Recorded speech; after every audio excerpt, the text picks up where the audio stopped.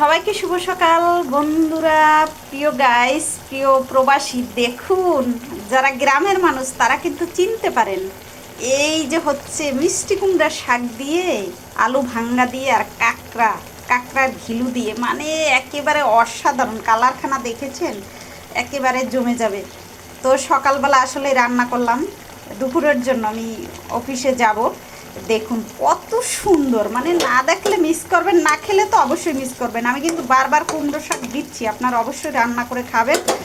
আর এই যে সকালের নাস্তাও তৈরি, তো সবাই খেয়ে নেবেন। বন্ধুরা, যারা নিজের জীবনকে ভালোবাসেননি, নিজের জীবনকে অবহেলা করেছেন, টাকাকে অবহেলা করেছেন, তারা বুঝবেন ভবিষ্যৎ কেমন। আসলে জীবন বড় কঠিন, তবে জীবনকে যত্ন করতে হবে, যত্নশীল হতে হবে। আর অবশ্যই জীবনের জন্য টাকা, টাকার জন্য জীবন, টাকার প্রতিও মায়া, মানে মায়াশীল হতে হবে। না হয় যে দেখবেন বাকি জীবনটাই বৃথা। সবাইকে শুভ সকাল।